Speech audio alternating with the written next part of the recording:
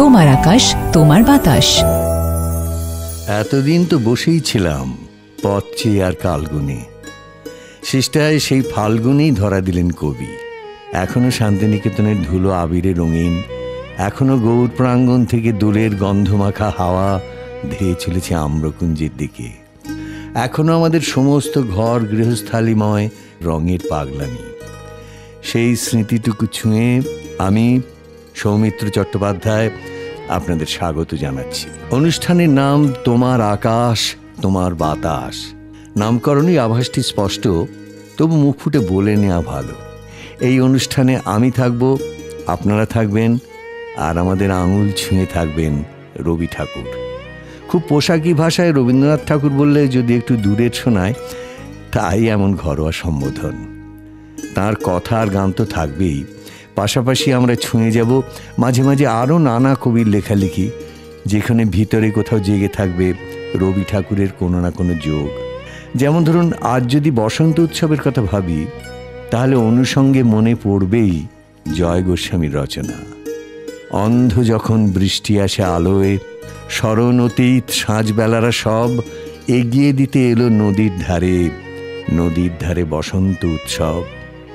অন্ধ যখন বৃষ্টি আসে আলোয়, পথ চললাম দুর্বাদলের পথে, আমার হাতে চির অতীত কাল, রৌদ্র পড়ে সুদূর ভবিষ্যতে। অন্ধ যখন বৃষ্টি আসে আলোয়, সঙ্গে এলো বাংলাদেশের নদী, বলল তুমি কোন সময়ে থাকো, গিয়ে তোমায় ঘরে না পাই যদি। ঘরের পরে আকাশ ধনুক বাঁকা আগুন রঙের সাঁকো, স্মরণ অতীত সময় এপার ওপার, কবি কখন কোন সময়ে থাকো। আজই মনের কোণের বাইরে যদি তাকাই, যদি কাউকে ডাক দিতে ইচ্ছে করে প্রাণ খুলে, খটকা লাগে ডাক দেওয়ার যোগ্য একটি নাম যদি খুঁজে না পাই, কারণ নামরূপী তো কোনো ডাকের প্রাণ ভ্রমরা। বাংলা 1345 সনের ফাল্গুনে লেখা গানে বারবার যেন ধুয়োর মতো ফিরে আসে একটি না জানার কথা। তুমি জানো না আমি তোমারে পেয়েছি অজানা সাধনে, কিংবা তুমি জানো না ঢেকে রেখেছি তোমার নাম রঙিন ছায়ার আচ্ছাদনে। এর বছর খানেকের মধ্যেই লেখা হবে আর একটি গান, শ্যামা নৃত্যনাট্যের গান, যেখানে আবার ফিরে আসবে ধ্রুবপদের মতো সেই কথা, একটু অন্য চেহারায়। তুমি জানো নাই, তুমি জানো নাই। 1346 ভাদ্রে লেখা সেই গান অনেকেরই জানা।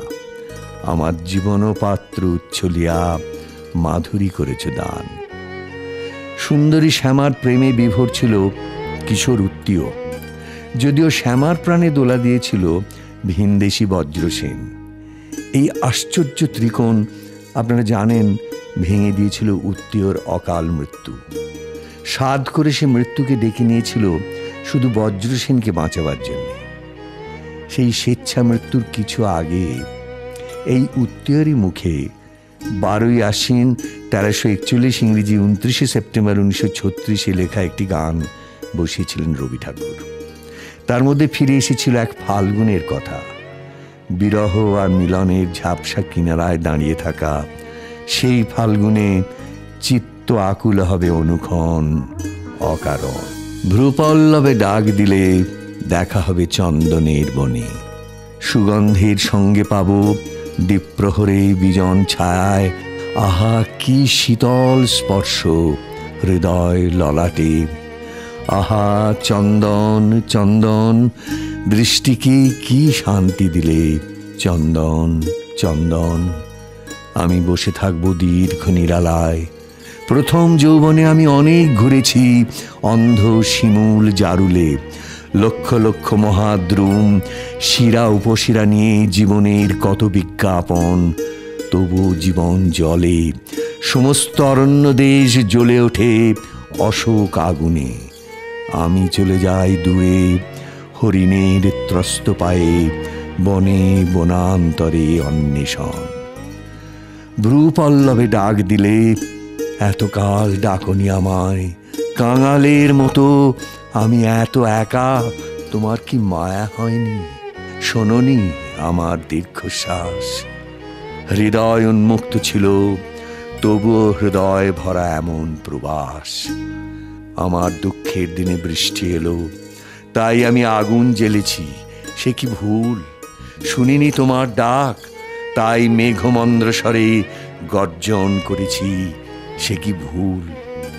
আমার অনেক ভুল, অরণ্যের একাকিত্ব, অস্থিরতা, ভ্রাম্যমান ভুল। এবার তোমার কাছে এ অন্য অরণ্য আমি চিনে গেছি এক মুহূর্তেই। সর্বাঙ্গে শিহরণ, ক্ষণিক ললাট ছুঁয়ে উপহার দাও সেই অলৌকিক ক্ষণ। তুমি কি অমল তরু, স্নিগ্ধ জ্যোতি, চন্দন চন্দন, দৃষ্টিতে কি শান্তি দিলে। চন্দন চন্দন, আমার কুঠার দূরে ফেলে দেব, চলো যাই গভীর গভীরতম বনে। ব্যর্থ নিঃসঙ্গ প্রেমিক উত্তির বেদনা থেকে ঠিক কতটা দূরে সুনীল গঙ্গোপাধ্যায়ের এই কবিতা দেখা হবে। যদি কোনো সময় ভোলা ঘড়ি এলোমেলো করে দিত স্থান কাল পাত্র, তাহলে উত্তিও বলতেই পারত শ্যামাকে, কাঙালের মতো আমি এত একা, তোমার কি মায়া হয়নি? শোনোনি আমার দীর্ঘশ্বাস? কিন্তু সে কথা যাক, আপাতত সুনীলের এই কবিতা থেমে আছে অরণ্যের একটি মায়াবী হাতছানির সামনে। চলো যাই গভীর গভীরতম বনে। এই গভীর অরণ্যের ইশারা এসে মনে পড়ে যাচ্ছে আর একটা গান। সেখানেও আছে বনের কথা, প্রেমের কথা, সমস্ত বাঁধন ভেঙে এগিয়ে আসার কথা। সজনী আও আওলো। এক ছিল তপস্বী, সে তপস্যা করতো একা ঘন এক বনের মধ্যে, আর নিয়ম করে তার জন্য আঁচলে করে ফল, পাতার পাত্রে ঝর্ণার জল নিয়ে আসতো এক কাঠকুড়ুনি নিয়ে। এইভাবে শুরু হচ্ছে লিপিকার গদ্য সিদ্ধি।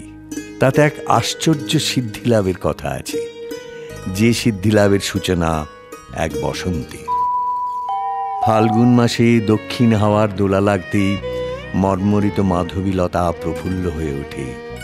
তেমনি ওই কাঠকুড়ুনির উপরে একদিন নন্দনবনের হাওয়া এসে লাগলো, আর তার দেহ মন একটা কোন উৎসুক মাধুর্যের উন্মেষে ব্যথিত হয়ে উঠল। তার মনের ভাবনাগুলি চাক ছাড়া মৌমাছির মতো উঠতে লাগলো, কোথা তারা মধুগন্ধ পেয়েছে। ঠিক সেই সময়ে সাধনার একটা পালা শেষ হলো। এইবার তাকে যেতে হবে নির্জন গিরিগুহায়। তাই সে চোখ মেলল, সামনে দেখে সেই কাঠকুড়ুনি মেয়েটি খোঁপায় পড়েছে একটি অশোকের মঞ্জরি, আর তার গায়ের কাপড়খানি কুসুম্ভ ফুলে রং করা। যেন তাকে চেনা যায়, অথচ চেনা যায় না। যেন সে এমন একটি জানা সুর যার পদগুলি মনে পড়ছে না। যেন সে এমন একটি ছবি যা কেবল রেখায় টানা ছিল, চিত্রকর কোন খেয়ালে কখন এক সময় তাতে রং লাগিয়েছে। তাপস আসন ছেড়ে উঠল, বললে, আমি দূর দেশে যাব। কাঠকুড়ুনি জিজ্ঞাসা করলে, কেন প্রভু? তপস্বী বললে, তপস্যা সম্পূর্ণ করবার জন্য। কাঠকুড়ুনি হাত জোড় করে বললে, দর্শনের পুণ্য হতে আমাকে বঞ্চিত করবে? তপস্বী আবার আসনে বসল, অনেকক্ষণ ভাবল, আর কিছু বলল না। তার অনুরোধ যেমনই রাখা হলো, অমনি মেয়েটির বুকের এক ধার থেকে আর এক ধারে বারে বারে যেন বজ্রসূচি বিঁধতে লাগলো। সে ভাবলে, আমি অতি সামান্য, তবু আমার কথায় কেন বাধা ঘটবে?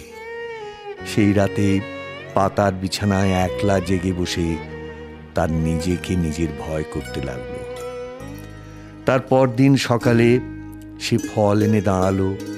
তাপস হাত পেতে নিল, পাতার পাত্রে জল এনে দিতেই তাপস জল পান করলে। সুখে তার মন ভরে উঠল। কিন্তু তারপরেই নদীর ধারে শিরীষ গাছের ছায়ায় তার চোখের জল আর থামতে চায় না। কি ভাবলে কি জানি, পরদিন সকালে কাঠকুড়ুনি তাপসকে প্রণাম করে বললে, প্রভু, আশীর্বাদ চাই। তপস্বী জিজ্ঞাসা করলে, কেন? মেয়েটি বললে, আমি বহু দূর দেশে যাব। তপস্বী বললে, তোমার সাধনা সিদ্ধ হোক। একদিন তপস্যা পূর্ণ হলো। ইন্দ্র এসে বললেন, স্বর্গের অধিকার তুমি লাভ করেছ। তপস্বী বললে, তাহলে আর স্বর্গে প্রয়োজন নেই। ইন্দ্র জিজ্ঞাসা করলেন, কি চাও? তপস্বী বললে, এই বনের কাঠকুড়ুনিকে। কে না জানে প্রেমেরই ফাঁদ পাতা ভুবনে। তাই স্বর্গের অধিকার অনায়াসে তুচ্ছ করে এক তপস্বী। কিংবা নিয়ম বাঁধা তাসের দেশেও প্রাণের টানে গানের সুর জেগে ওঠে চারিদিকে। রুইতন, হরতন, ইস্কাবন সবাই আনমনা হয়। সেই কাজ ভোলানি গান তাদের আঁটোসাঁটো ঘরকন্যার বাঁধন আলগা করে দেয়। বেলা যায় গানের সুরের জাল বুনি। আপনারা জানেন, রং এখনো কি গভীরভাবে লেগে আছে আমাদের সংসারে, আমাদের বেঁচে থাকার গায়ে। যদি নিজের হাতের দিকে তাকিয়ে দেখেন, এখনো সেখানে নীলচে রং লেগে আছে। যদি এখন আপনার ব্যালকনি কিংবা টেরেসে, সিঁড়ির ধাপে কিংবা ঘরের দেওয়ালে রঙের দাগ স্মৃতি উছলে দেয় হঠাৎ, তাহলে মনে করবেন সেই সব রং আপনাকে এক রঙের মেলায় ডাক দিয়েছিল। শুধু রং খেলা নয়, রঙের মধ্যে নিজেকে মিলিয়ে দেওয়া, বিলিয়ে দেওয়ারও ডাক ছিল তাতে। যখন স্থলে জলে নভতলে রঙের মাতন, তখন ঘরের আগল ভেঙে ফেলে সেই উৎসবে যোগ দিয়েছিলাম তো আমরা। কিন্তু এই কি তবে রবি ঠাকুরের বসন্তের একমাত্র ছবি? পণ্ডিতেরা কি বলবেন জানি না, গুণীজন নানা ব্যাখ্যা দেবেন। কিন্তু আমরা যারা রবি ঠাকুরের লেখা পড়েছি জীবন পথের পাঁচালিতে, সুখে শোকে, আনন্দে বিষাদে, তারা জানি সেই বসন্তের আরও একটা মুখও আছে। সেই মুখটা অনেক নির্জন, অনেক বিষণ্ণ। বসন্তের একটা ছবি যদি ডাক দেয়, আও আও সজনী বৃন্দ দেখল সখী শ্রী গোবিন্দ, তাহলে আর একটা মুখ বলে, কুঞ্জ কুঞ্জ ফেরনু সখী শ্যামচন্দ্র নাহিরে। নিজের হৃদয় প্রাচুর্যের সহিত তুলনা করিয়া চারু অমলের শূন্য হৃদয়কে অত্যন্ত অবজ্ঞা করিতে অনেক চেষ্টা করিল, কিন্তু পারিল না। ভিতরে ভিতরে নিয়ত একটা বেদনার উদ্বেগ তপ্ত শুলের মতো তাহার অভিমানকে ঠেলিয়া ঠেলিয়া তুলিতে লাগিল। অমল আজ বাদে কাল চলিয়া যাইবে, তবু এ কয়দিন তাহার দেখা নাই। আমাদের মধ্যে যে পরস্পর একটা মনান্তর হইয়াছে, সেটা মিটাইয়া লইবার আর অবসর হইল না। চারু প্রতিক্ষণে মনে করে অমল আপনি আসিবে, তাহাদের এতদিনকার খেলাধুলা এমন করিয়া ভাঙিবে না। কিন্তু অমল আর আসেই না। অবশেষে যখন যাত্রার দিন অত্যন্ত নিকটবর্তী হইয়া আসিল, তখন চারু নিজেই অমলকে ডাকিয়া পাঠাইল। অমল বলল, আর একটু পরে যাচ্ছি। চারু তাহাদের সেই বারান্দার চৌকিতে গিয়া বসিল। সকালবেলা হইতে ঘন মেঘ করিয়া গুমোট হইয়া আছে। চারু তাহার খোলা চুল এলো করিয়া মাথায় জড়াইয়া একটা হাত পাখা লইয়া ক্লান্ত দেহে অল্প অল্প বাতাস করিতে লাগিল। অত্যন্ত দেরি হইল। ক্রমে তাহার হাত পাখা চলিল না। রাগ, দুঃখ, অধৈর্য তাহার বুকের ভিতর ফুটিয়া উঠিল। মনে মনে বলিল, নাই আসিল অমল, তাতেই বাকি। কিন্তু তবু পদশব্দ মাত্রেই তাহার মন দ্বারের দিকে ছুটিয়া যাইতে লাগিল। দূর গির্জায় 11টা বাজিয়া গেল। স্নানান্তে এখনই ভূপতি খাইতে আসিবে। এখনো আধ ঘন্টা সময় আছে। এখনো অমল যদি আসে, যেমন করিয়া হোক তাহাদের কয়দিনকার নীরব ঝগড়া আজ মিটাইয়া ফেলিতেই হইবে। অমলকে এমনভাবে বিদায় দেওয়া যাইতে পারে না। এই সমবয়সী দেওর ভাজের মধ্যে যে চিরন্তন মধুর সম্বন্ধটুকু আছে, অনেক ভাব আড়ি, অনেক স্নেহের দৌরাত্ম্য, অনেক বিশ্রব্ধ সুখালোচনায় বিজড়িত একটি চিরচ্ছায়াময় লতা বিতান, অমল সে কি আজ ধুলায় লুটাইয়া দিয়া বহুদিনের জন্য বহু দূরে চলিয়া যাইবে?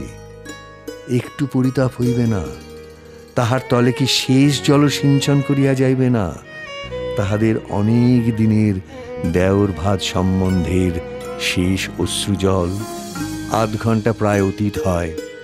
এলো খোঁপা খুলিয়া খানিকটা চুলের গুচ্ছ চারু দ্রুত বেগে আঙুলে জড়াইতে এবং খুলিতে লাগিল। অশ্রু সংবরণ করা আর যায় না। চাকর আসিয়া কহিল, মা ঠাকরুন, বাবুর জন্য ডাব বের করে দিতে হবে। চারু আঁচল হইতে ভাঁড়ারের চাবি খুলিয়া ঝন করিয়া চাকরের পায়ের কাছে ফেলিয়া দিল। সে আশ্চর্য হইয়া চাবি লইয়া চলিয়া গেল। চারুর বুকের কাছ হইতে কি একটা ঠেলিয়া কণ্ঠের কাছে উঠিয়া আসিতে লাগিল। যথাসময়ে ভূপতি সহাস্য মুখে খাইতে আসিল। চারু পাখা হাতে আহার স্থানে উপস্থিত হইয়া দেখিল অমল ভূপতির সঙ্গে আসিয়াছে।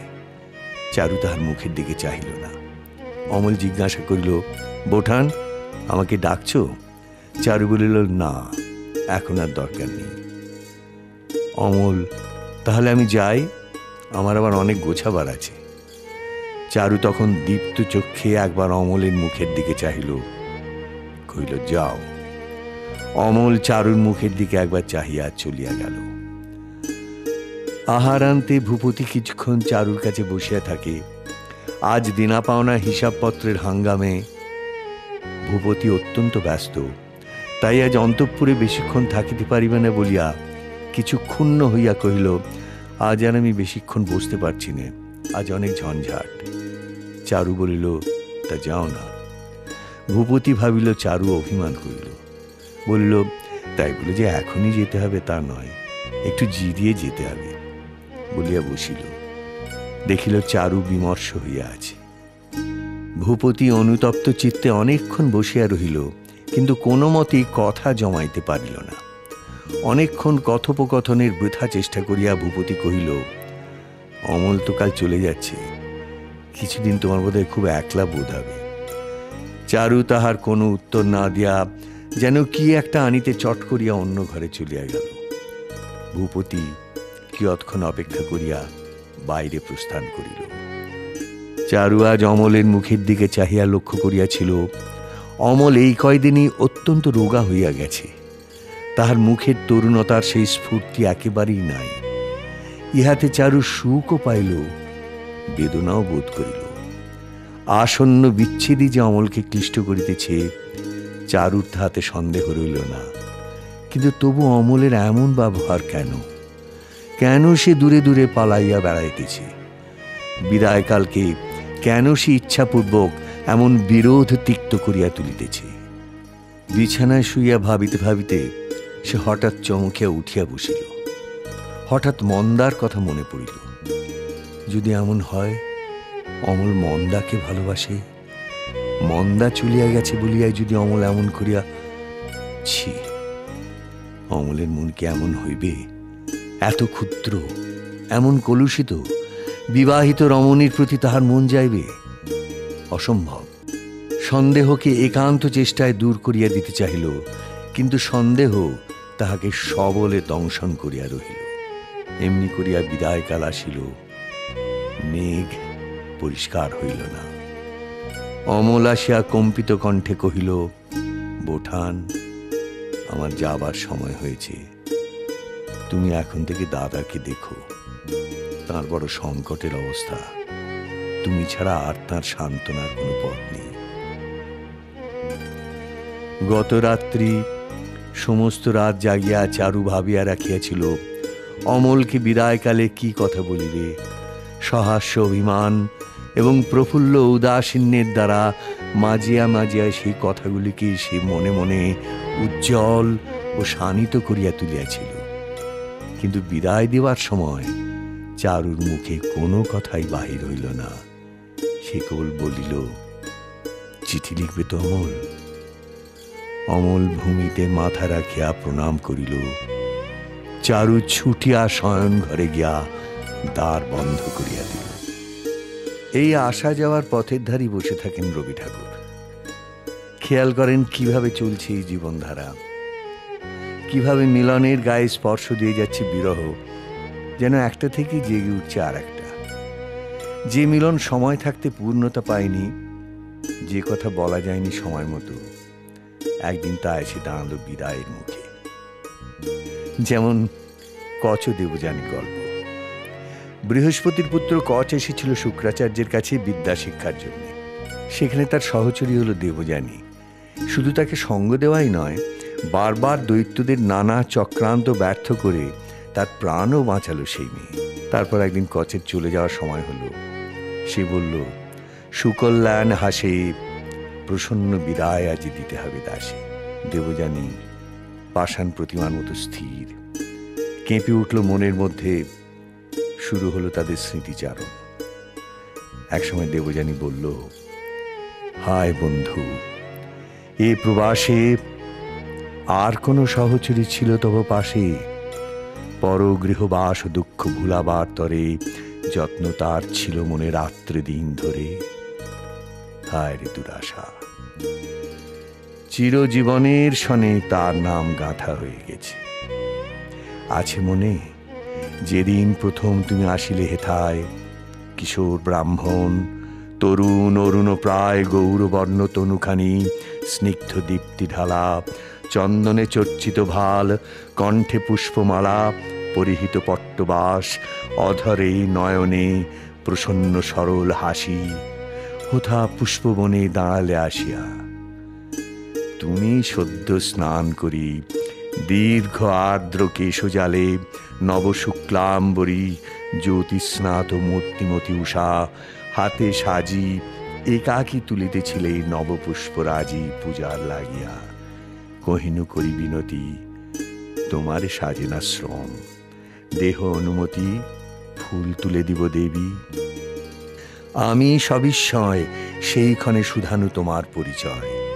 বিনয়ে কহিলে, আসিয়াছি তব দ্বারে, তোমার পিতার কাছে শিষ্য হইবারে। আমি বৃহস্পতি সুত। শঙ্কা ছিল মনে, পাছে দানবের গুরু স্বর্গের ব্রাহ্মণে দেন ফিরাইয়া। আমি গেনু তার কাছে, হাসিয়া কহিনু, পিতা ভিক্ষা এক আছে চরণে তোমার। স্নেহে বসাইয়া পাশে শিরে মোর দিয়ে হাত, শান্ত মৃদু ভাষে কহিলেন, কিছু নাহি অদেও তোমারে। কহিলাম, বৃহস্পতি পুত্র তব দ্বারে এসেছেন, শিষ্য করি লহ তুমি তাঁরে এই মিনতি। সে আজকে হলো গতকাল, তবু মনে হয় যেন সেদিন সকাল। ঈর্ষা ভরে 3 বার দৈত্যগণ মোরে করিয়াছে বধ। তুমি দেবী দয়া করে ফিরাই দিয়েছ মোর প্রাণ, সেই কথা হৃদয়ে জাগায় রবে চির কৃতজ্ঞতা। কৃতজ্ঞতা ভুলে যেও, কোনো দুঃখ নাই। উপকার যা করেছি হয়ে যাক ছাই, নাহি চাই দান প্রতিদান। সুখ স্মৃতি নাহি কিছু মনে, যদি আনন্দের গীতি কোনোদিন বেজে থাকে অন্তরে বাহিরে। যদি কোনো সন্ধ্যাবেলা বেণুমতি তীরে অধ্যয়ন অবসরে বসি পুষ্পবনে, অপূর্ব পুলক রাশি জেগে থাকে মনে। ফুলের সৌরভ সম হৃদয় উচ্ছ্বাস ব্যাপ্ত করে দিয়ে থাকে সায়াহ্ন আকাশ, ফুটন্ত নিকুঞ্জ তল। সেই সুখ কথা মনে রেখো, দূর হয়ে যাক কৃতজ্ঞতা। যদি সখা হেথা কেহ গিয়ে থাকে গান, চিত্তে যাহা দিয়েছিল সুখ, পরিধান করে থাকে কোনোদিন হেন বস্ত্রখানি, যাহা দেখে মনে তব প্রশংসার বাণী জেগেছিল। ভেবেছিলে প্রসন্ন অন্তর তৃপ্ত চোখে, আজির দেখায় সুন্দর। সেই কথা মনে করো অবসর ক্ষণে, সুখ স্বর্গধামে। কতদিন এই বনে দিগ দিগন্তরে আষাঢ়ের নীল জটা, শ্যাম স্নিগ্ধ বর্ষার নব ঘন ঘটা নেবেছিল। অবিরল বৃষ্টি জলধারে কর্মহীন দিনে সঘন কল্পনা ভারে পীড়িত হৃদয়। এসেছিল কতদিন অকস্মাৎ বসন্তের বাধা বন্ধহীন উল্লাস হিল্লোলাকুল যৌবন উৎসাহ। সঙ্গীত মুখর সেই আবেগ প্রবাহ লতায় পাতায় পুষ্পে বনে বনান্তরে ব্যাপ্ত করে দিয়াছিল লহরে লহরে আনন্দ প্লাবন।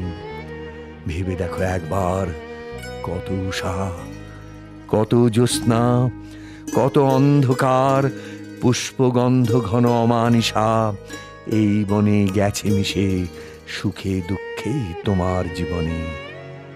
তারই মাঝে হেন প্রাত, হেন সন্ধ্যাবেলা, হেন মুগ্ধ রাত্রি, হেন হৃদয়ের খেলা, হেন সুখ, হেন মুখ দেয় নাই দেখা, যাহা মনে আঁকা রবে চিরচিত্ররেখা, চিররাত্রি, চিরদিন।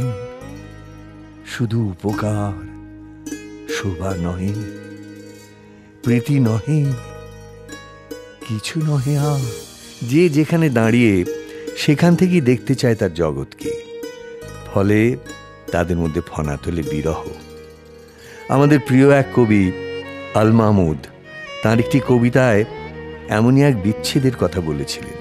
কোনো এক জলদস্যুকে জীবনে চেয়েছিল এক মেয়ে, চেয়েছিল দস্যু যেন জল ছেড়ে এবার স্থলের বাসিন্দা হয়। অন্যদিকে নাবিকও মেয়েটিকে চায়, কিন্তু ডাঙার বাঁধনে ধরা দিতে সে নারাজ। কবিতার নাম সমুদ্র নিষাদ।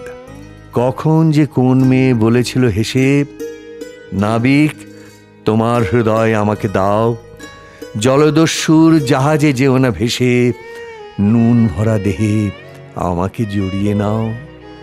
জল ছেড়ে এসো প্রবালেই ঘর বাঁধি, মাটির গন্ধ একবার ভালোবেসে, জল ছেড়ে এসো মাটিতেই নীড় বাঁধি, মুক্ত কুড়োতে যেও না সুদূরে ভেসে। সে তো বলেছিল নীল পোশাকটি ছাড়ো, দু চোখে তোমার সাগরের ফেনা মাখা, আকাশের রং হৃদয়ে কি এত গাঢ়, গাংচিল মন ঢেবে ঢেবে মেলে পাখা। আমাকে তখন বলল দুলিয়ে শাখা, দূর পাহাড়ের অতিকায় এক পাম, গাংচিল মন বন্ধ করো না পাখা, ওদের হৃদয় কখনো একো না নাম। স্বপ্নের মতো মেয়েটিকে বলি শোনো, ঢেউয়ে ভেসে গিয়ে নামব অথই তলে, কেন মিছিমিছি তটের বালুকা গোনো, নেমে এসো সাথে মানিক কুড়াবো জলে। মেঘো হৃদয়ে সাগরের সুরজাল, জীবন কেটেছে কত তাইফুন ঝড়ে, জলদস্যুরা করবে যে গালাগাল, জন্ম নিয়েছি জলদস্যুর ঘরে। বনের ছায়াতে যে পথটি ছিল সে আজ ঘাসে ঢাকা। সেই নির্জনে হঠাৎ পিছন থেকে কে বলে উঠল, আমাকে চিনতে পারো না? আমি ফিরে তার মুখের দিকে তাকালেম, বললেম মনে পড়ছে, কিন্তু ঠিক নাম করতে পারছি না। সে বললে, আমি তোমার সেই অনেক কালের, সেই 25 বছর বয়সের শোক। তার চোখের কোণে একটু ছলছলে আভা দেখা দিলে, যেন দিঘির জলে চাঁদের রেখা। অবাক হয়ে দাঁড়িয়ে রইলেম। বললেম, সেদিন তোমাকে শ্রাবণের মেঘের মতো কালো দেখেছি, আজ যে দেখে আশ্বিনের সোনার প্রতিমা। সেদিনকার সব চোখের জলকে হারিয়ে ফেলেছ। কোনো কথাটি না বলে সে একটু হাসলে।